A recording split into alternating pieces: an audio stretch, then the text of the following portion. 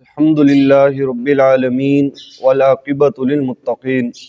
والصلاة والسلام على سيد الأنبياء والمرسلين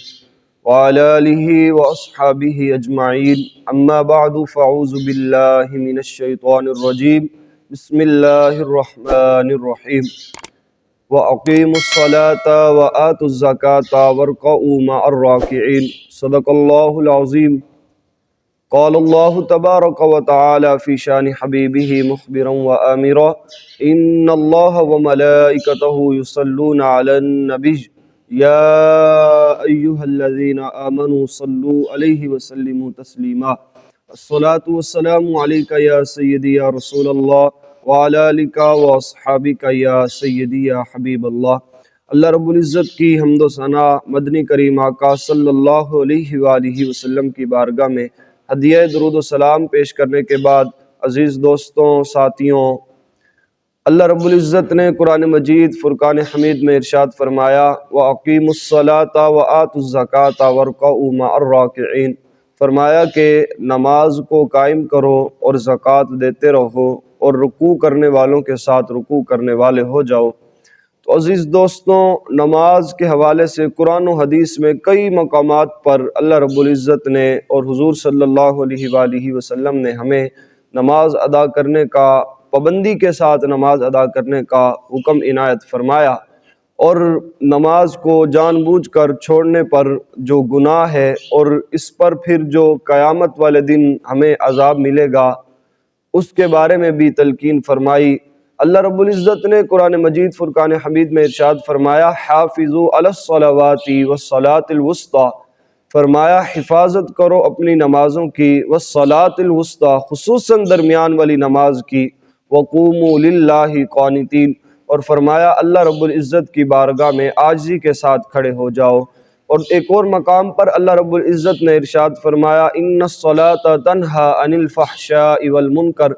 فرمایا کہ بے شک نماز بے حیائی اور برے کاموں سے روکتی ہے۔ تو جب بندہ دن میں 5 وقت کی نماز ادا کرتا ہے تو اللہ رب العزت اس بندے کو بے حیائی اور برے کاموں سے محفوظ رکھتا ہے،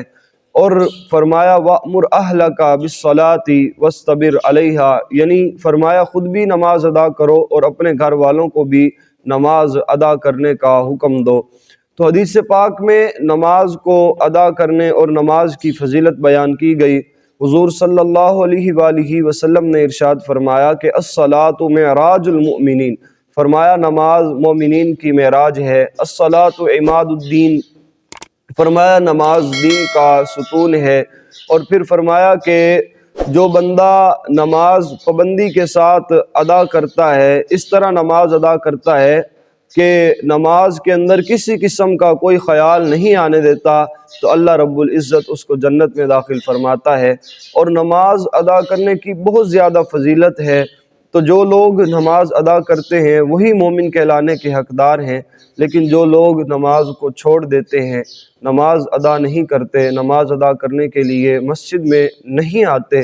تو قرآن کریم میں اللہ رب العزت نے ارشاد فرمایا، یعنی قیامت کا دن ہوگا، جنت والے جہنمیوں سے پوچھیں گے ما سلککم فی سقر، تمہیں کیا ہوا تم جہنم میں چلے گئے؟ اس پر جہنمی جواب دیں گے، وہ کہیں گے قالوا لم نکو من المصلین، وہ کہیں گے کہ ہم نماز ادا نہیں کرتے تھے، وَلَمْ نَكُ نُطْعِمُ الْمِسْكِينَ، ہم مسکینوں کو کھانا نہیں کھلاتے تھے۔ اور حضور صلی اللہ علیہ وآلہ وسلم کا ارشاد گرامی ہے، فرمایا کہ جس نے جان بوجھ کر نماز کو چھوڑ دیا تو جہنم کے دروازے پر اس کا نام لکھ دیا جاتا ہے جس دروازے سے اس نے داخل ہونا ہے۔ اور ایک اور حدیث پاک میں فرمایا من ترک الصلاۃ متعمدا فقد کفر، فرمایا کہ جس نے جان بوجھ کر نماز کو چھوڑ دیا، ارادتاً نماز کو چھوڑ دیا، تو پس تحقیق اس نے کفر کیا۔ اللہ رب العزت کی بارگاہ میں دعا ہے اللہ رب العزت ہم سب کو 5 وقت کی نماز مسجد میں باجماعت ادا کرنے کی توفیق نصیب فرمائے۔